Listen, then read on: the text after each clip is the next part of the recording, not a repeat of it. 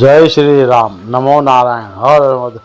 આ શ્રાદ્ધ પક્ષની અંદર અમુક વસ્તુઓનું દાન કરવાથી દરિદ્રતામાંથી છુટકારો મળશે. હિન્દુ ધર્મમાં પિતૃપક્ષનું વિશેષ મહત્વ છે.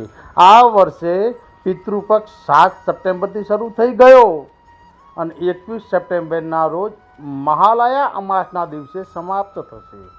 પિતૃપક્ષ એટલે કે શ્રાદ્ધ પક્ષ દરમિયાન લોકો પોતાના પૂર્વજોની શાંતિ અને તેમના આશીર્વાદ મેળવવા માટે શ્રાદ્ધ કર્મ અને દાન કરે છે.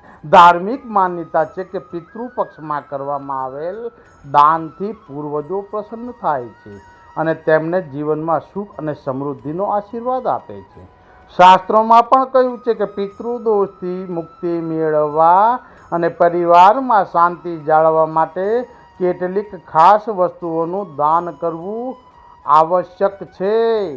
તો ચલો હું જણાવું છું કે આ સમય દરમિયાન કઈ વસ્તુઓનું દાન તમને ફાયદાકારક રહેશે. પહેલું છે કપડાનું દાન. ગરુડ પુરાણ અને ધાર્મિક ગ્રંથોમાં ઉલ્લેખ છે કે જેમ હવામાન આપણને અસર કરે છે તેમ તે પૂર્વજોને પણ અસર કરે છે. પિતૃપક્ષ દરમિયાન કપડાનું દાન કરવું ખૂબ જ શુભ માનવામાં આવે છે. આમ કરવાથી પિતૃઓના આશીર્વાદ મળે છે અને જીવનમાં સુખ અને શાંતિ રહે છે. બીજું છે છત્રીનું દાન. ધાર્મિક માન્યતા છે કે પિતૃપક્ષ દરમિયાન પૂર્વજોના નામે છત્રીનું દાન કરવું ખૂબ જ ફાયદાકારક છે.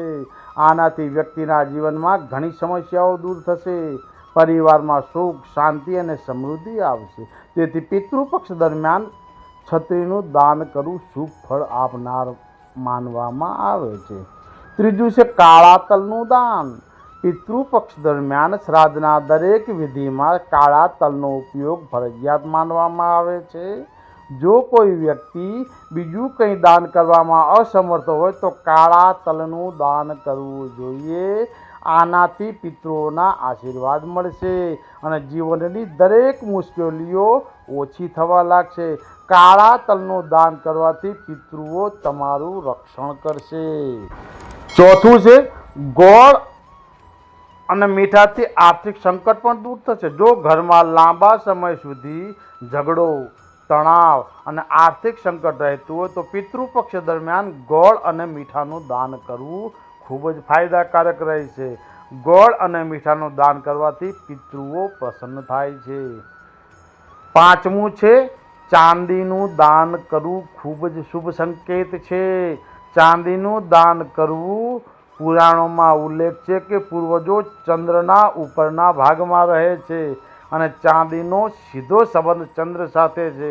તેથી પૂર્વજોને ચાંદી ખૂબ જ પ્રિય છે.